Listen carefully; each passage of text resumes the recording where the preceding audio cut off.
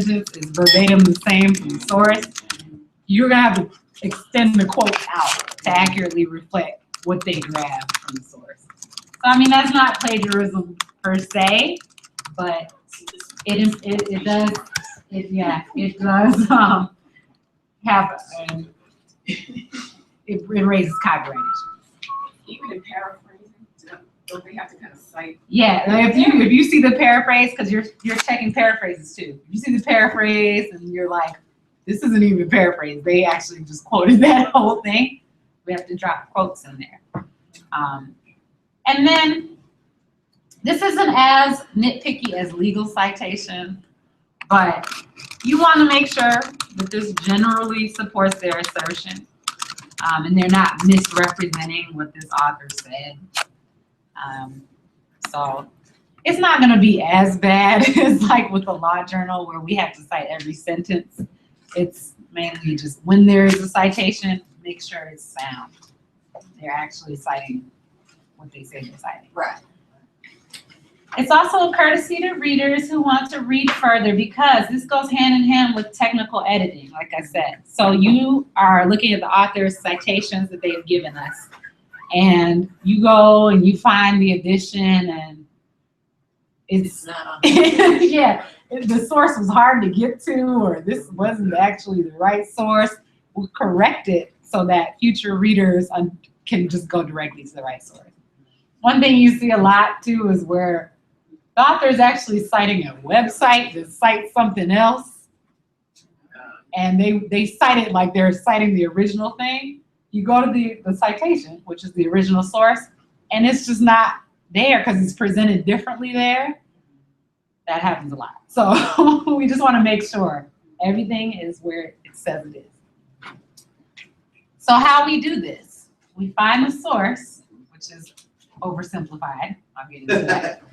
We verify the quotes or the support for the assertion. We leave comments in the document if necessary. And we highlight or comment on the source using Adobe Pro. We'll have to figure that out and make sure everybody has that. But you'll drop a comment or you'll highlight the relevant information in the source.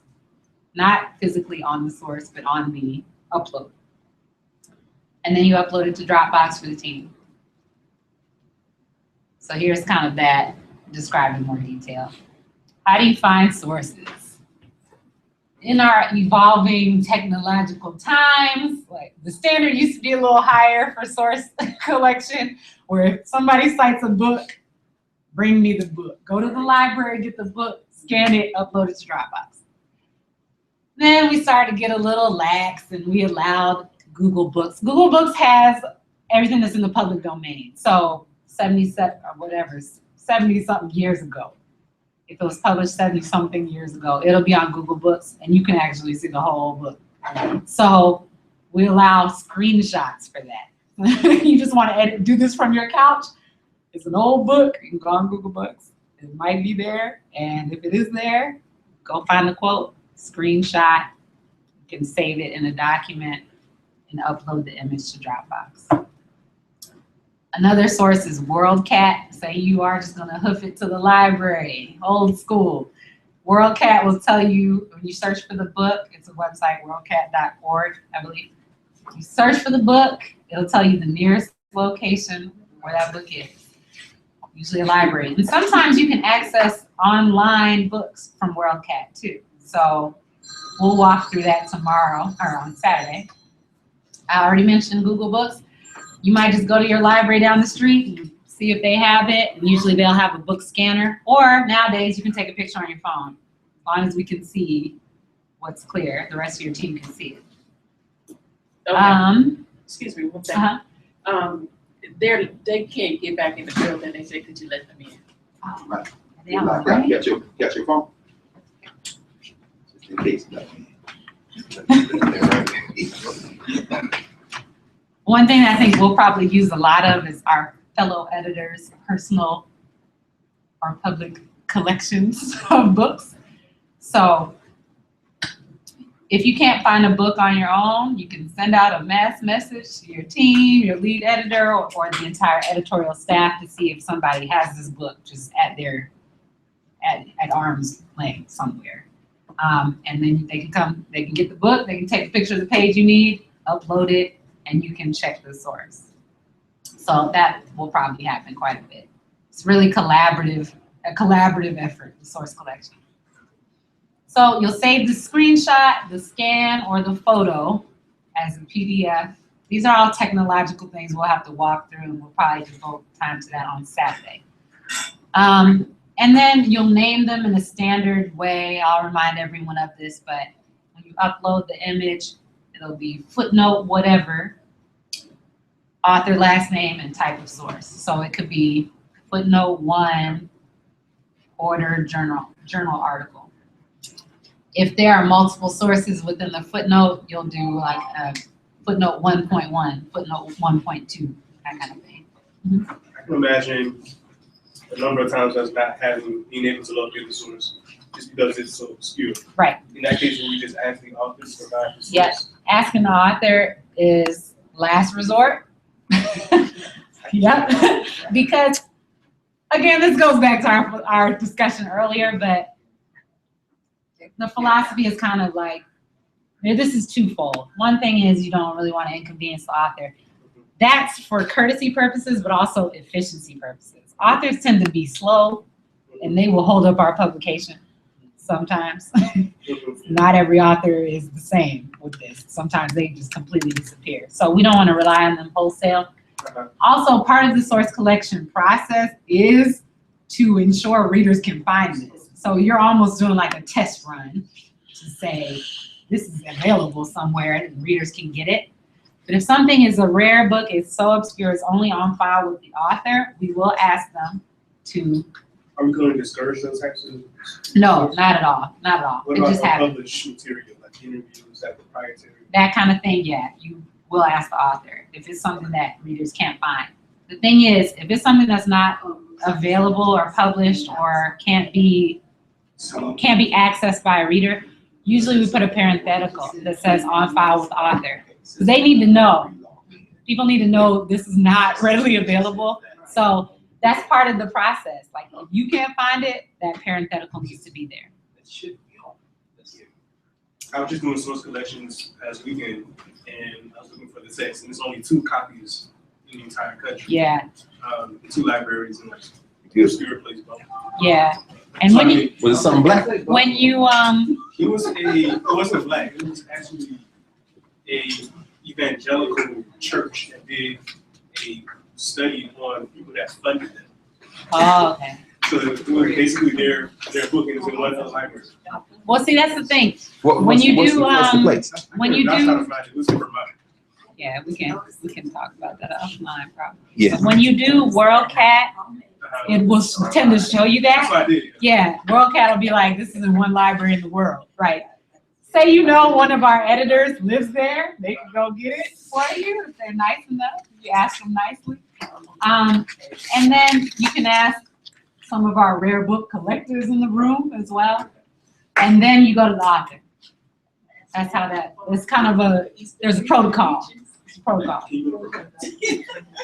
And at one point, before we do source collection, I'll ask for everyone's home library, just so, because I don't know exactly where everyone is located. We'll get that information on a list that we can all access, probably on Google Docs. So you can see which editors are where. Because if it is on WorldCat, it's only in Connecticut, one of us lives there, again, we can get it. So I think I'm like over my time here. But real quick, we have 2 slides left, this one and another one. When you are doing source collection, you'll have to leave comments if there's a problem. So first thing to note, you can't, in Word, you can't like leave a comment. You can't highlight something in a footnote and leave a comment bubble. You have to go to the main text and highlight the footnote call number to leave a comment bubble. So just be aware of that, because it might seem like, oh, I can't leave a comment. You have to do it in the main text. 3 comments that you'll be leaving potentially are assertion lacks support. So that's if you go to the source, the quote's not there, it's not supporting what the author said, we want to make sure that we note that. Because then we'll go back to the author and tell them basically step your game up, we need this to match. Always check the pages around. So say they cite a page number, the quote's not there, look at the page before and the page after. If it's still not there, then leave this. I don't want people spending an inordinate amount of time searching for things that the author should have cited when we can just ask them to do a better job. Or if it's something online, you can always do Control F to find quotes, that kind of thing. Sometimes we'll convert these to see generally, to see the source generally if there's no page number, or we can ask the author for the page. If you're unable to locate a source, so that's the problem, we kind of just walk through that. You request from the team, then you ask the entire staff, and then we can ask the author, ultimately. Finally, plagiarism. You'll know it when you see it. That's all I can, that's all I can say to describe it. You'll just know if substantial portions are just ripped from another source. So this isn't the innocent, like, oh, they didn't put quotes around the 2 words around their quote. This is like, this whole paragraph came from elsewhere. And for our purposes, we don't care if they published it. You can plagiarize yourself. So let us know, put this PL. We're not gonna put plagiarism in a comment. We're not gonna write the word plagiarism. We're gonna code it PL because at risk of this getting back to the author, if we forget to omit that comment, we don't wanna like say plagiarism and say it was actually our mistake. We don't wanna just accuse them outright. So we just do the abbreviation. And it'll go up to the editor-in-chief and he'll kind of decide what to do. Is there a provision for like guarding against people taking quotes out of context? I would, if that's a judgment call for this person doing the source collection, I would make a note of it. You're like, yeah, this is completely not, because at that point it's not supporting the assertion really. So I think you could make a note. It doesn't happen all the time, but that's part of the site checking and fact checking things. All right, and then the lead editors resolve this. So in addition to doing the substantive editing, lead editors are checking the comments left by the associate editors. So if you are a lead editor and you see a assertion lacks support, double check. They have collected the sources in Dropbox. You can go to the source now as lead editor to look at that footnote and see if you agree with the associate editor. If for some reason it's resolved, you found it on another page, or you have a difference of opinion, note that. You can say resolved, unresolved, or leave notes for managing editor and editor-in-chief. If they're unable to locate the source and they just leave you that comment and really try to find it, then you can go ahead and ask the staff, and then we'll go from there to decide how to get it. And then, of course, the plagiarism thing. I see I changed that to PLG. It was PL before. If you're a lead editor and you see plagiarism, retain the comment. Don't omit it after you're done checking. So even if you check and you're like, I don't think this is plagiarism, you can leave a recommendation, but ultimately all of the plagiarism issues should be decided by one person, editor-in-chief. So make sure you leave those in. We'll omit them for the author, so they don't see them, but they have to be raised to the editor. And that is all. That's a very simplified version of source collection, but we'll talk about it more on Saturday.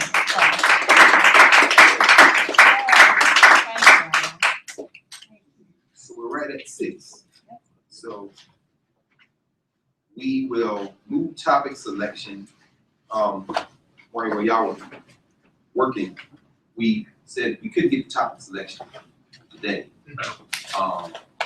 But we might be able to do some informal conversation between now and tomorrow, and then we can find some time tomorrow, maybe later in the day, to maybe have a bit of a conversation about it. We know what we want the first book, the first issue to be about the journal itself and concepts about it.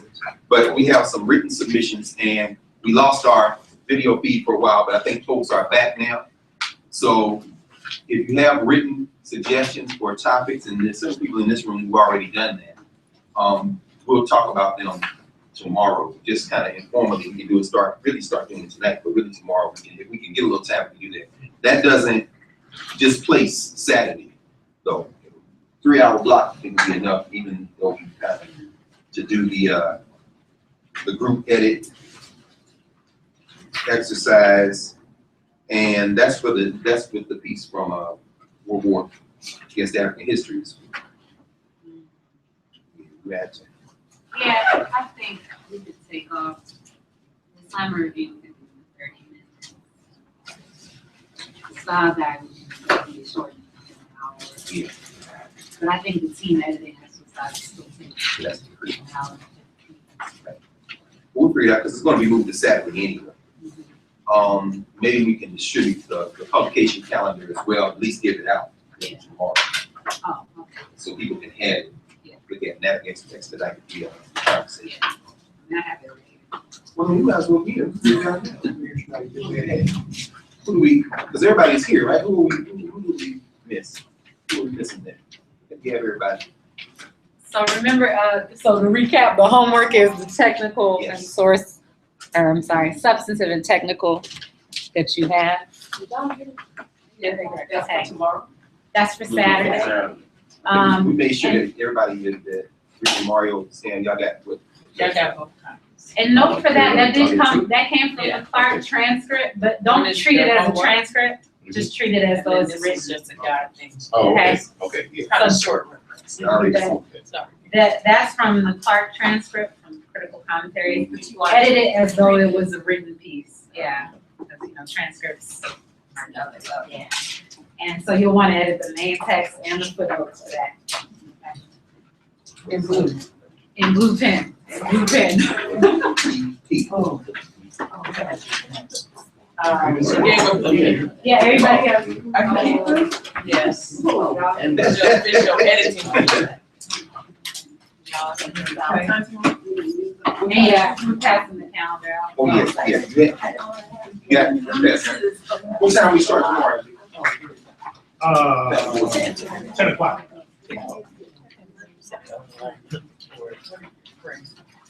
All right, so why don't we actually, we should probably start, in the way we started, right? So. Yes, pass it down there. We'll, That's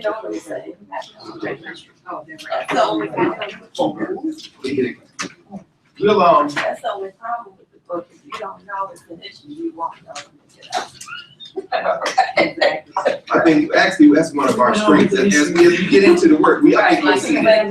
That's gonna be one of our And strengths. you gave us a list Get a of whole lot of stuff back in topics. public. Right, so that now we know those things we did in the stuff.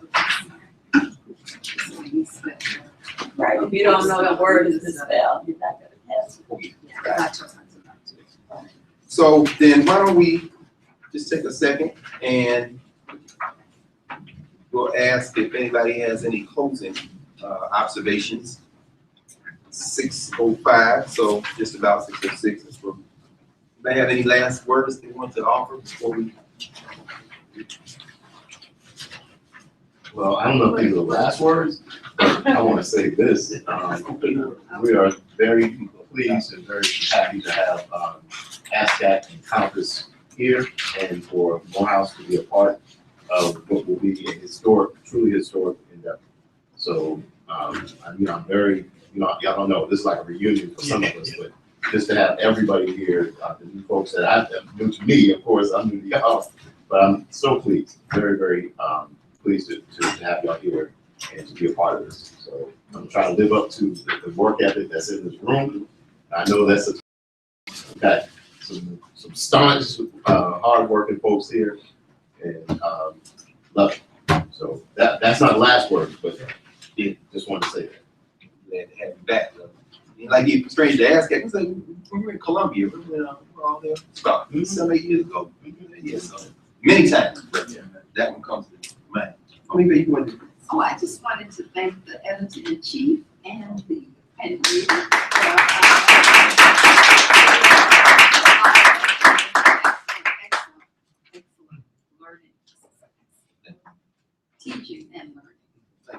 And let me say that, you know, I think it's very obvious, and everybody's watching as well, that we wouldn't be at this stage of ability and capacity without our managing editor. So I think we need to have that.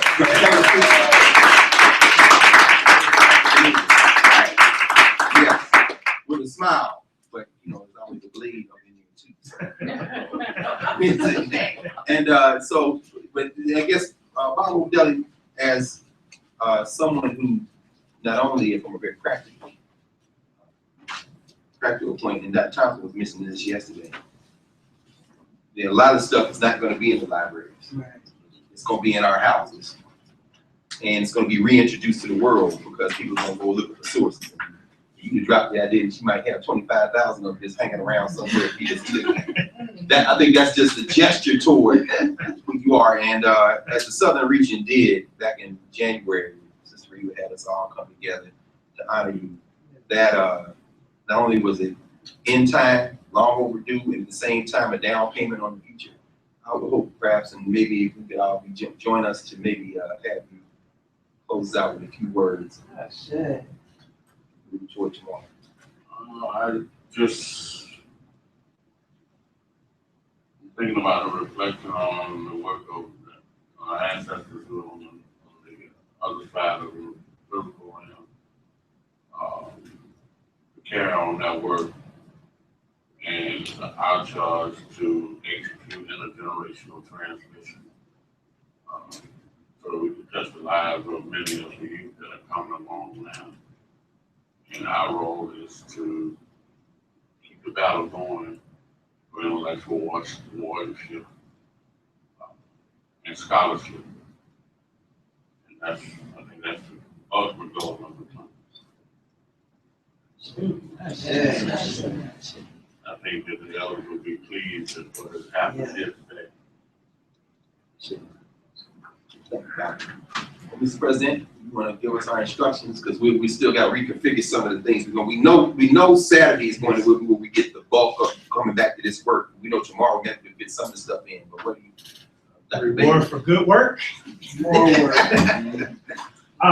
You mean in terms of how we're structuring? Yeah, I mean, yeah, because we'll all be back together tomorrow, obviously. But yeah, I think tomorrow when we convene for the board meeting at 10 o'clock, that board meeting will run from 10 to 5, and then we'll have a hard close time, and then after that, maybe there'll be a little space. I don't know where we could even interact close by. There's some place that we can eat dinner close by, and for those people who are staying for the retreat, for the campus retreat, we can maybe convene here or in the Morehouse School of Medicine for a later session, because that's where we might have been today, so we could fit that in tomorrow evening. And then for Saturday, I can foresee us tying up all of the loose ends.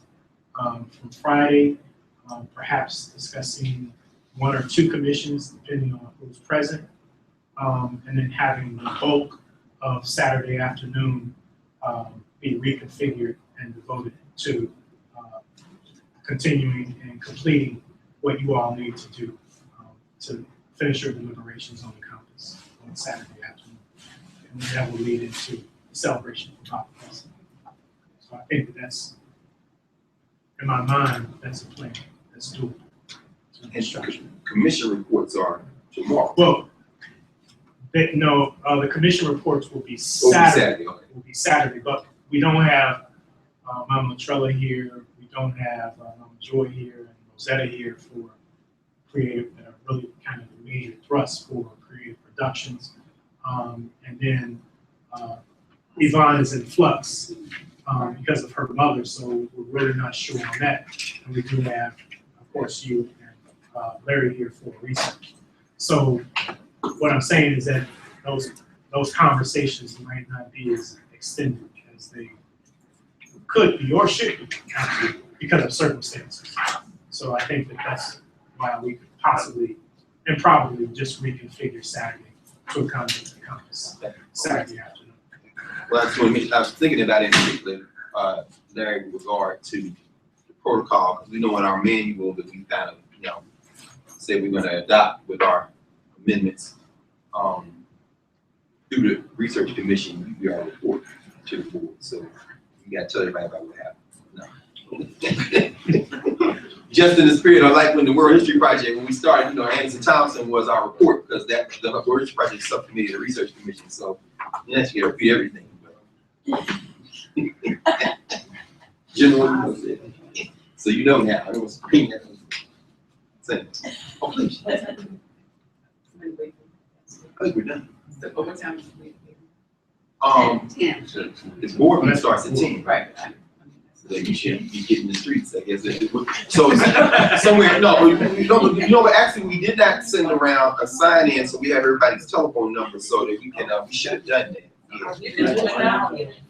Well, yeah, we probably will, but we need to make sure, I mean, I think, well, I got your number, so, it's the DM. Well, I just think that No, 5. Oh, 5. It'll be 5 at the earliest. Yeah, and we think we could probably go with it while school meeting. Is there anyone? And it will be. It'll be somewhere on campus, but we'll let you know. Are you going back to the hotel? Hotel? Right. Okay, then. Anybody need a ride? I got won't be one. here till probably after lunch, till I have the hours in the morning. Sure. I don't know about, Man, yes. Anybody thinking about being lazy, I think you just think about that shame. So thank you. Okay, so I guess that's, easy out. So tomorrow at 5. Yeah, tomorrow at 5 at the earliest. Tomorrow at 5, bring your topics and your homework. Oh, our I thought the homework was due Saturday. Well, we can talk it out, but I think we're gonna have to do it tomorrow. Oh. Yeah, Saturday. Man. Saturday's after, I got Go home and do the homework. I guess we'll talk about it. You know, if you can't get it done, it's not critical. We're gonna go through it. I But think but we didn't say Saturday, we gonna do Saturday. with the timeline that we talked about, we should talk about it. Okay, all right. What you say, mommy? Yeah, we figured it out, Saturday. Okay, so, all right, folks. They said applause, but listen, applause. So that's good. All right, we will see you all in a minute. Send an email out with the update. Yeah,